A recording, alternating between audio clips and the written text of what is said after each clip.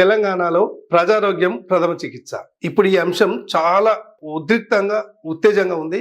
ఎందుకంటే గ్రామాలలో ఉన్న ఆర్ఎంపీ వ్యవస్థను, గ్రామాలలో పేద ప్రజల ఆరోగ్యానికి దేవుళ్ళలా ఉన్న ఆర్ఎంపీలను నిర్మూలించడానికి, అంటే పూర్తి స్థాయిలో ఆ వ్యవస్థను క్లోజ్ చేయడానికి అటు టీఎస్ఎంసీ, ఇటు ఐఎంఏ వాళ్ళు చాలా గట్టి ప్రయత్నం చేస్తున్నారు.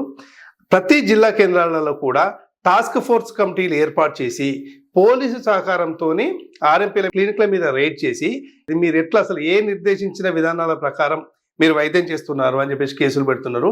సెక్షన్ 34 and 36 ఏదో ఉన్నాయి. ఆ సెక్షన్ విషయం పక్కన పెడితే అసలు ఆర్ఎంపీ వ్యవస్థ గ్రామాలలో దాదాపు 50-60 సంవత్సరాల నుంచి నడుస్తున్నది. ప్రథమ చికిత్స అంటే ఫస్ట్ గుర్తొచ్చేది ఆర్ఎంపీలే. గ్రామాలలో అర్ధరాత్రి అని ఆపద వచ్చినా కూడా గుర్తొచ్చేది ఆర్ఎంపీలే.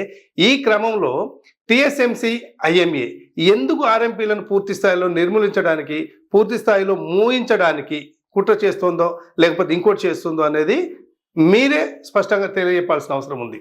అర్ధరాత్రి కావచ్చు, అపరాత్రి కావచ్చు, ఒక గోలి కావచ్చు, సూది మంది కావచ్చు, అప్పటికప్పుడు అయిపోయే పరిస్థితి నుంచి దగ్గరలో ఉన్న పట్టణాలకు వెళ్ళి వైద్యం చేయించుకునే స్థితికి వస్తుందని చెప్పేసి చాలా మంది మా దృష్టికి తీసుకొచ్చిన నేపథ్యంలో ఈ స్టోరీ చేయడం జరుగుతున్నది.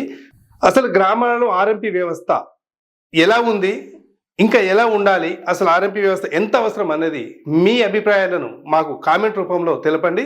దీని మీద ఇంకా చాలా స్టోరీలు చేసేది ఉంది. ఎందుకంటే గ్రామాల స్థాయిలో పేద ప్రజలకి, మారుమూల ప్రాంతాలకి ఆర్ఎంపీ అనే వ్యవస్థ లేకపోతే అసలు వైద్యం అందని పరిస్థితి ఉంది.